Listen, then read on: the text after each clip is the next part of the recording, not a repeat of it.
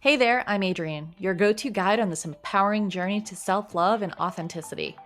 I've transformed my own struggles into strengths, and now I help others navigate their path to their inner knowing and create personal fulfillment.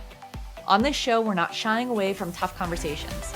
We're diving headfirst into topics like self-worth, overcoming limiting beliefs, challenging societal norms, and creating a life that's not just successful, but truly fulfilling. We're all about blending heartfelt, soul-searching chats with practical, actionable strategies. Think of this podcast as your trusty compass on the path to your most authentic life, mixed with a cozy fireside chat with a dear friend. Ready to uncover your true self and lead a life that's in sync with your deepest desires? You're in the right place, friend. Welcome to the Live Your Truth, Love Your Life podcast. Hey there, and welcome back to another episode of Live Your Truth, Love Your Life. I'm beyond thrilled to have you here with me. We're still talking about renewal, and this week specifically, physical renewal. When I say renewal, I'm looking at the word renew, which means to make something new, restore to freshness or vigor. It means restoring to existence, to begin again, to replenish. This concept or theme that we're exploring this month is all about injecting new energy into your life and trying on different ways to do this. Today, we're contemplating a concept that is truly at the heart of physical renewal. Moving in a way that your soul deeply craves, resonates with, and frankly, deserves. Imagine this: dancing freely without judgment, walking barefoot, feeling the grass between your toes, or the warm sand beneath your feet, or perhaps stretching just because it feels good, not because a workout dictates it. You see, our bodies are not just vessels to carry us through the world. They are dynamic canvases of expression, continually evolving, changing, and adapting to our surroundings. Even when we feel stuck, we are changing and evolving. Imagine the liberation that comes with breaking free from rigid routines and instead embracing movement that feels spontaneous, joyful, and soul enriching. Yes, a routine can be comforting and even necessary at times, especially if you're training for an event or trying to achieve a goal. But it can also become a cage, stifling the spontaneous spirit that craves to move, dance, and express freely.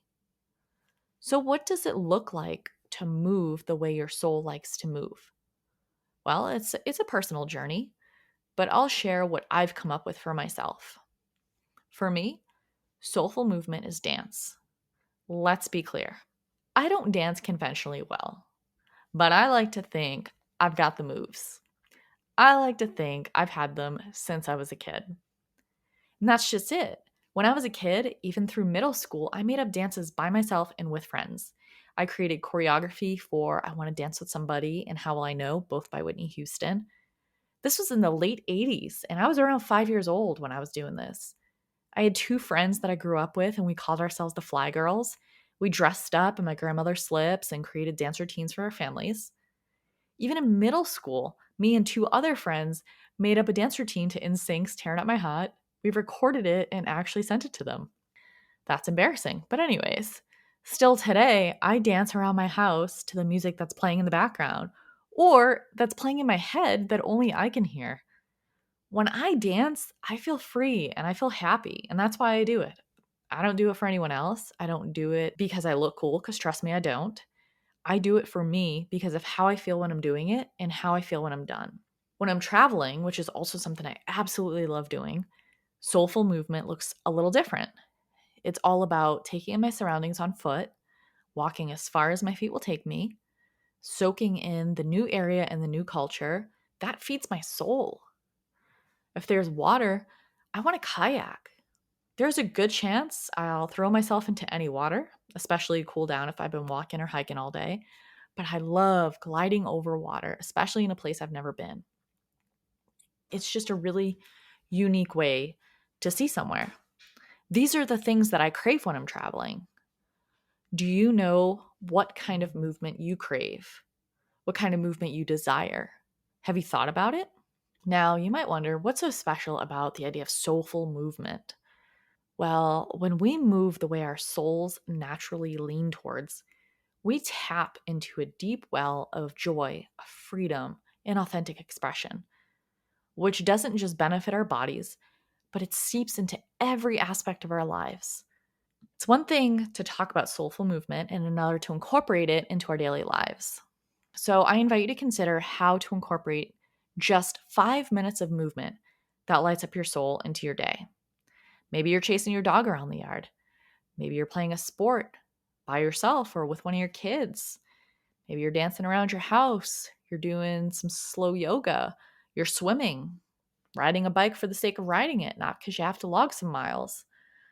This type of movement that lights you up from within can look different for everyone. For some, it's running. I love running and I love how it makes me feel, but I wouldn't say it lights up my soul. But for some, it does. If you can explore movement that lights you up from within and doesn't come from a sense of obligation, it will change how you show up in your day. It will infuse you with the energy that you want to experience and put out into the world. Tony Robbins talks about the idea of changing your state.